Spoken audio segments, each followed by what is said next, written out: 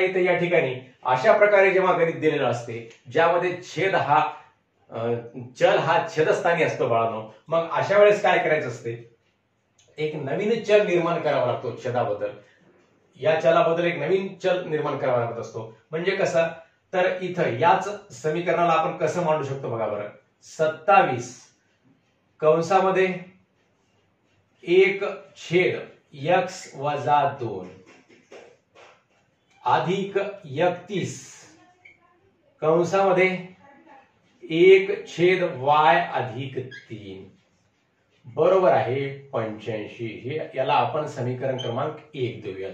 आणि दुसरं समीकरण काय बेटा, 31 कंसामध्ये 1/(x-2) अधिक 27 कंसामध्ये 1/(y-3) बरोबर आहे 89. हे आहे समीकरण क्रमांक 2. आता इथे आपण असं का म्हणलं बेटा, कारण तर 27 आणि 1 चा गुणाकार 27 होतो आणि इथं सुद्धा 31 होतो. म्हणजेच आपण इथं या 27 च्या गुणाकारामधला 1 आपण इथं वेगळा लिहिला आणि 1/(x-2) हे आपण छेदस्थानी जसा तसं लिहिलं. म्हणजे ह्या अपूर्णांकाबद्दल आपल्याला एक नवीन चल गृहीत धरता येतो आणि त्या चलाची आपल्याला किंमत काढता येते आणि त्या किमतीवरून मग नंतर आपल्याला या समीकरणामधल्या x आणि y या चलाच्या किमती म्हणजे मूळ चलाच्या किमती आपल्याला प्राप्त करता येतात. मग आता इथे या ठिकाणी 1/(x-2) आणि 1/(y-3) याबद्दल दोन नवीन चल गृहीत धरायचे. कोणते गृहीत धरायचे, तर x आणि y सोडून इतर कोणतेही गृहीत धरा. ab गृहीत धरा, mn गृहीत धरा, इतर कोणतेही uv असं कोणतेही cd अशा प्रकारचे कोणतेही दोन चल आपण गृहीत धरू शकतो. मग समजा 1/(x-2) बरोबर m व 1/(y-3) बरोबर n मानू. आता हे मानल्यानंतर कोणते दोन नवीन समीकरण तयार होतात बेटा ते बघायचं आणि त्या दोन समीकरणामधल्या यम आणि एन ची किंमत काढायची. मग आलेल्या यम आणि एनच्या किमतीवरून ती किंमत या ठिकाणी ठेवल्यानंतर आपल्याला एक्स आणि वाय ची किंमत प्राप्त होत असते. अतिशय सोपी बाबा, काय अवघड नाही. फक्त इथं हे गृहीत धरणं तेवढं लक्षात ठेवलं पाहिजे आणि गृहीत धरून यांची किंमत काढायची आणि नंतर मग या किमतीवरून नंतर मूळ चलाची किंमत काढायची असते. म्हणून 27m, आता याच्याबद्दल काय घेतलं आपण, m घेतलं. 27m अधिक 31n बरोबर आहे 85. आता हे समीकरण क्रमांक किती झालं बेटा, 3 झालं. आणि पुढचं कोणतं, 31m अधिक 27n बरोबर आहे 89. हे कोणतं झालं, 4 झालं. तर अशा प्रकारे आता इथं 27m आहे, इथं 27n आहे, इथं 31n आहे, इथं 31m आहे. म्हणजेच समीकरणातील चलांच्या सहगुणकांची काय झाली बाळांनो, अदलाबदल झाली. मग अशा वेळेस काय करायचं असते, समीकरणाच्या चलांची जेव्हा चलाच्या सहगुणकाची जेव्हा अदलाबदल होत असते मग तेव्हा या दोन समीकरणांची काय करायची असते, बेरीज करायची आणि नंतर त्याला संक्षिप्त रूप द्यायचं आणि नंतर त्याच दोन समीकरणांची वजाबाकी करायची आणि त्याला नंतर संक्षिप्त रूप द्यायचं. अशा प्रकारे आपण याला सोडवू शकतो. मग याची आपण बेरीज करू.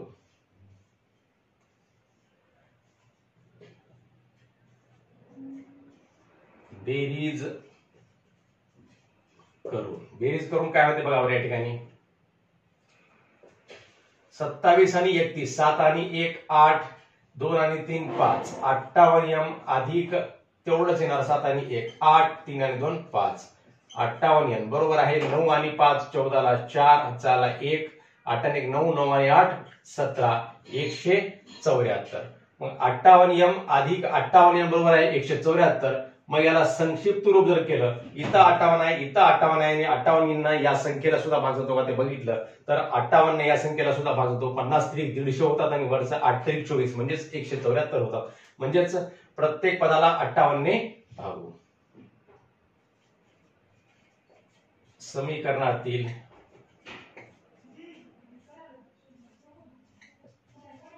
प्रत्येक पदास 58 ने भागू. मग 58m भागिले 58 अधिक 58n भागिले 58 बरोबर आहे 174 भागिले 58. मग आता 58 एका 58, 58 एका 58, एक एकचा भाग गेला, 58 एका 58, 58 एका 58 आणि 58 एका 58, 58 त्रिक 174 होतात. म्हणून m अधिक n बरोबर आहे 3. हे नवीन समीकरण प्राप्त झालं. याला क्रमांक देऊयात 5 क्रमांक. मग आता आपण या दोन समीकरणांची या ठिकाणी काय केली, बेरीज केली बेटा. आता काय करायची, याच दोन समीकरणांची वजाबाकी करायची आणि नवीन एक अजून समीकरण आपल्याला प्राप्त होते. मग आता 27m अधिक 31n बरोबर आहे 85 वजा 31m अधिक 27n बरोबर आहे 89. आता यांची वजाबाकी केल्यानंतर काय होते बघा. वजाबाकी करून वजाबाकी प्रत्येक चलाचं या ठिकाणी काय होते, सहगुणकाचं चिन्ह बदलते. मग 27 वजा 31 काय होते बेटा, वजा 4m आणि 31 मधून 27 गेले किती राहतात, अधिक 4n राहतात. बरोबर आहे 85 मधून 89 जात नाहीत. मग 89 मधून 85 काढा म्हणजेच किती राहतात, या ठिकाणी 4 राहतात. आणि 4 ला चिन्ह कोणतं, मोठ्या संख्येचं म्हणजेच ऋणच चिन्ह, म्हणजे -4m अधिक 4n बरोबर आहे -4. प्रत्येक पदाला 4 ने भागू. समीकरणातील प्रत्येक पदास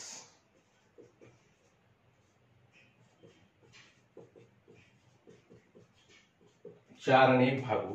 मग 4 ने भागल्याने काय येते, -4m/4 अधिक 4n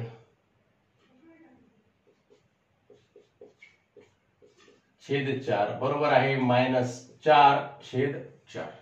-4/4. मग काय येते या ठिकाणी, 4 4 कटले म्हणजेच काय आलं या ठिकाणी, -m अधिक n बरोबर आहे -1 आलेला आहे.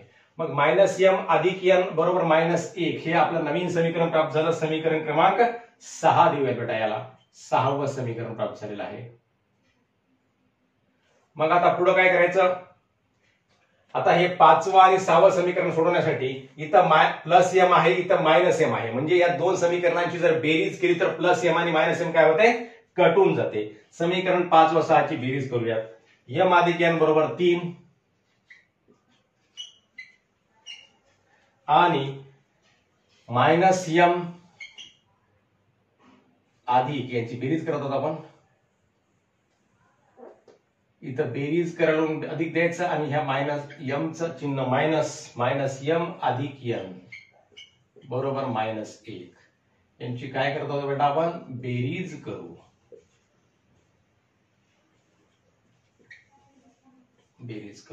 +m -m कटला या ठिकाणी. n आणि n किती झाले तर 2n बरोबर आहे. 2n बरोबर आहे 3 मधून 1 गेले किती राहिले, 2 राहिले. म्हणून n बरोबर आहे 2/2 म्हणजेच n बरोबर किती आलं तर 1 आलं बेटा. n बरोबर किती किंमत आली, 1 किंमत आली. मग n बरोबर ही किंमत प्राप्त झाल्यानंतर आता आपल्याला ही किंमत काय करायची, समीकरण कोणत्याही एका समीकरणामध्ये ठेवा. समीकरण 5 मध्ये ठेवा.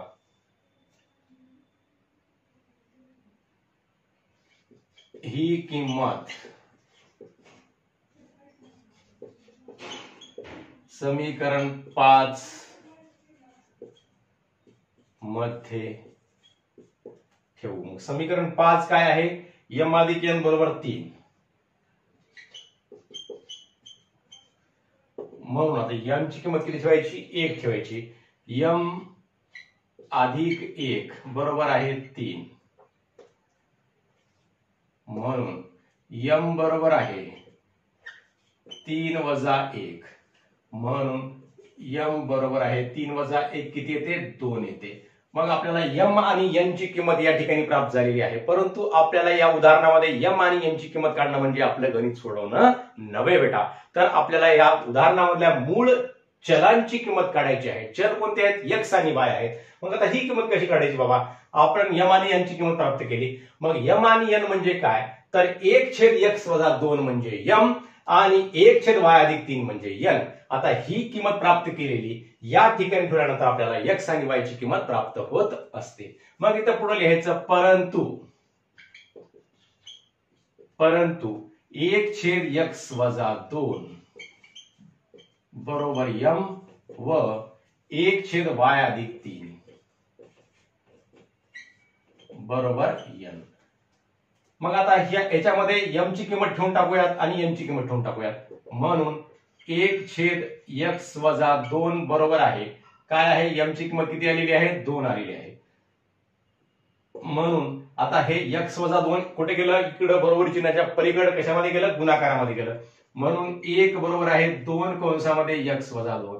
म्हणून 1 बरोबर आहे 2x वजा 4. म्हणून 2x बरोबर आहे 1+4. म्हणून 2x बरोबर आहे 5. म्हणून x बरोबर आहे 5/2. ही किंमत आपल्याला आलेली आहे. तसंच इकडं 1/y+3 बरोबर n ची किंमत किती आहे बेटा, n ची किंमत आहे 1. मग या ठिकाणी म्हणून 1 बरोबर आहे, आता 1 न y+3 ला गुणलं तर y+3च येते. y+3 गुणिले 1 काय येते, y+3च येणार. कोणत्याही संख्येला 1 न गुणलं तर तेवढीच संख्या येते. म्हणून मग आता 1-3 बरोबर आहे y. 1 बरोबर 2x-4. 2x बरोबर आहे 1+4 बरोबर 5. म्हणून 1-3 किती होतात, -2 बरोबर y. म्हणून y बरोबर आहे -2. ही किंमत आपणास या ठिकाणी प्राप्त झालेली आहे. मग खाली लिहून टाकायचं. म्हणून x, y बरोबर आहे 5/2, -2. ही काय आहे, उकल आहे. ही उकल आहे. तर मुलांनो अशा प्रकारे आपण हे गणित सोडवायचे असतात. काही नाही, फक्त इथं पहिल्यांदा या चलाबद्दल एक नवीन चल गृहीत धरायचा. म्हणजे इथं याचं फोड करून घेतले आपण 27 गुणिले 1/x-2 अधिक 31 गुणिले 1/y+3 1/y+3 असं केलं. मग नंतर 1/x-2 बरोबर m गृहीत धरला आणि 1/y+3 बरोबर n गृहीत धरलं. मग हे धरल्यानंतर आपल्याला नवीन समीकरण 2 प्राप्त झाले. 27m अधिक 31m बरोबर 85 आणि 31m अधिक 27m बरोबर आहे 89. मग हे दोन समीकरण प्राप्त झाल्यानंतर आपल्याला या दोन समीकरणांना सोडवल्यानंतर सोडवायचं कसं, आता या ठिकाणी चलांच्या सहगुणकांची अदलाबदल झालेली आहे. मग अशा वेळेस काय करायचं असते, त्या दोन्ही समीकरणांची बेरीज करायची असते आणि नंतर त्याच दोन समीकरणांची वजाबाकी करायची असते. म्हणजे आपल्याला त्या दोन समीकरणांना सोडवता येतात. हा सर्व भाग आपण सराव संच 1.1 मध्ये बघितलेला आहे. म्हणजे चलांच्या सहगुणकांची अदलाबदल असताना त्या दोन समीकरणांची बेरीज करणे आणि लगेच त्या दोन समीकरणांची वजाबाकी करणे. तसं आपण बेरीज करून हे समीकरण 5 प्राप्त केलं आणि नंतर वजाबाकी करून समीकरण 6 प्राप्त केलं. मग नंतर समीकरण 5 आणि 6 ची बेरीज केली तर आपल्याला n ची किंमत प्राप्त झाली आणि ही n ची किंमत समीकरण 5 मध्ये ठेवल्यानंतर आपल्याला m ची किंमत प्राप्त झाली. मग m आणि n ची किंमत प्राप्त करणे म्हणजे आपलं गणित सोडवणं नव्हे, तर आपल्याला या m आणि n ची किंमत या ठिकाणी ठेवावी लागते. 1/x-2 बरोबर m. मग m ची किंमत यामध्ये ठेवल्यानंतर आपल्याला x ची किंमत प्राप्त होते 5/2 आणि y ची किंमत प्राप्त होते -2. अशा प्रकारे आपण हे सराव संच 1.4 मधलं तिसरं गणित सोडवलेलं आहे. तुम्हा सर्वांना हा व्हिडिओ समजला असेल तर नक्की आपल्या मित्रांना शेअर करा व व्हिडिओवर लाईक व कमेंट सुद्धा अवश्य करा. पुन्हा भेटूयात पुढील व्हिडिओमध्ये. धन्यवाद.